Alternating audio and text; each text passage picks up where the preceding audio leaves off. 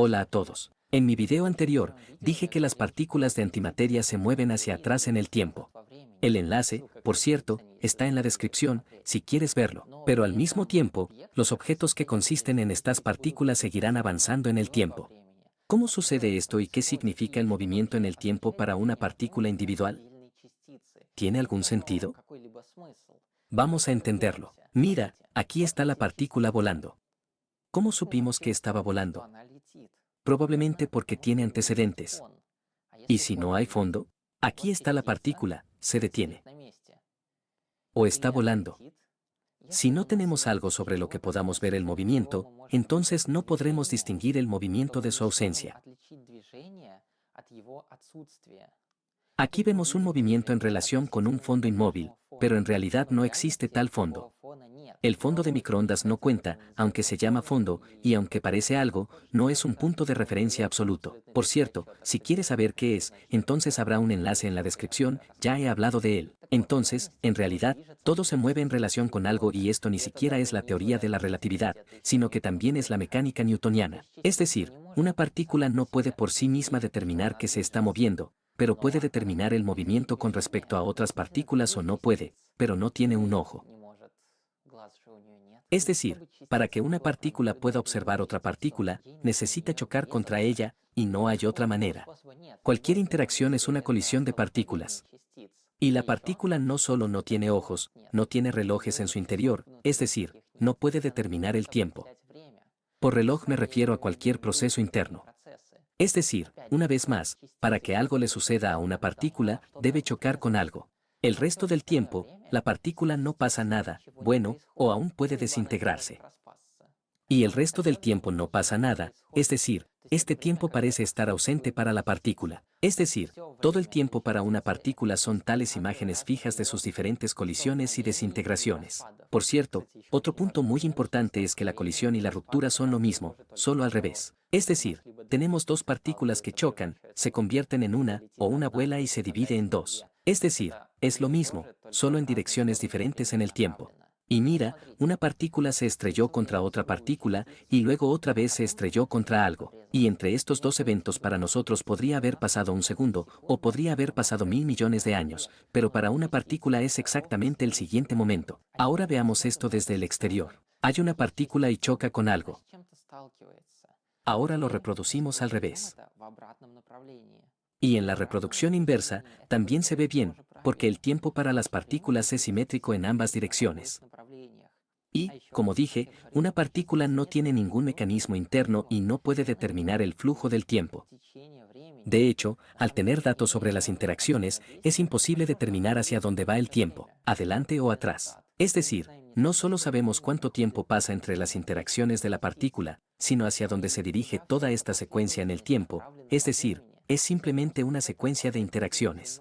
Es decir, a partir de partículas resulta que no hay futuro en la comprensión habitual. Sin embargo, los fermions, es decir, las partículas de materia que componen todo, bueno, los átomos están compuestos allí, ¿verdad? Por ejemplo, los quarks electrónicos que componen los núcleos, etc. Todas estas partículas no son simétricas en el tiempo, es decir, para ellas el pasado y el futuro son diferentes. Pero la pregunta es, ¿cuál de estas dos direcciones es exactamente la misma? En el último video, dije que la antimateria se mueve hacia atrás en el tiempo, pero en realidad solo se mueve en la dirección opuesta en comparación con la materia ordinaria. Es decir, se podría decir que es la antimateria la que se mueve normalmente en el tiempo y la materia ordinaria se mueve hacia atrás en el tiempo. Es solo una interpretación de los opuestos. Así como tenemos, por ejemplo, una carga eléctrica, más y menos. Podríamos cambiarlos y nada cambiaría mucho. Los abasones, es decir, las partículas de interacciones a las que se refieren, por ejemplo, un fotón, es decir, una partícula de luz, no tienen ninguna dirección en el tiempo, son completamente simétricos en el tiempo, es decir, no hay distinción entre pasado o futuro para ellos. De acuerdo con los fermiones, es decir, una partícula de materia, no podemos determinar dónde está el pasado y dónde está el futuro, pero estas dos direcciones son diferentes para ellos. Pero para la antimateria, todo cambia al revés. Y para los bosons, estas dos direcciones son generalmente idénticas. Es decir, tal vez el tiempo no vaya a ninguna parte, sino que solo hay una imagen de 4 dimensiones de nuestro universo, y los caminos de todas las partículas son solo líneas en esta imagen.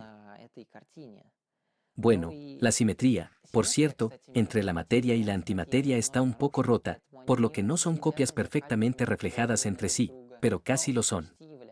También se puede escuchar que al acercarse a la velocidad de la luz, el tiempo se ralentiza, y para un objeto que vuela a la velocidad de la luz, el tiempo no pasa en absoluto. Es decir, la luz que vuela hacia nosotros desde el Sol, aparece en el Sol, y al siguiente momento para él, ya se estrella contra la Tierra. Para él, no hay esos 8 minutos que pasan para nosotros mientras vuela del Sol a la Tierra.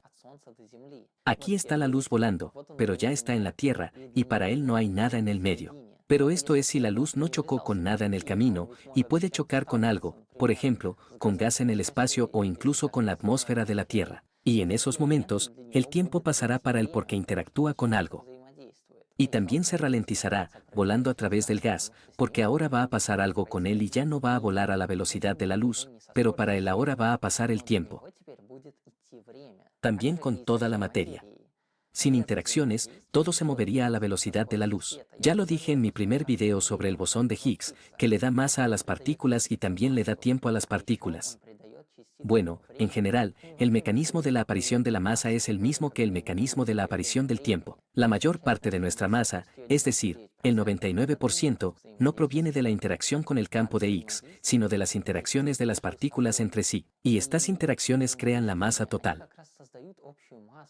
Y es a través de estas interacciones que pasan el tiempo.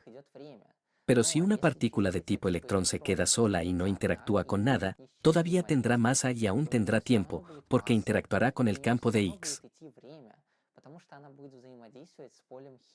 Los fotones, es decir, las partículas de luz, no interactúan con el campo de Higgs, por lo que cuando nada más actúa sobre ellos, no tienen masa ni tiempo. Vea que otro ejemplo interesante de lógica relacionada con la masa y el tiempo. En los 2015 años, Kazuta Takaki y Arthur Bruce McDonald recibieron el premio Nobel por confirmar la existencia de las oscilaciones de neutrinos. Aquí hay tales partículas, llamadas neutrinos. Casi no interactúan con nada y, por lo tanto, son muy difíciles de detectar. Se conocen 3 especies, y ahora resulta que estas 3 especies de neutrinos pueden transformarse entre sí. Estas transformaciones se llaman oscilaciones de neutrinos. Y la presencia de oscilaciones de neutrinos sugiere que el neutrino tiene masa.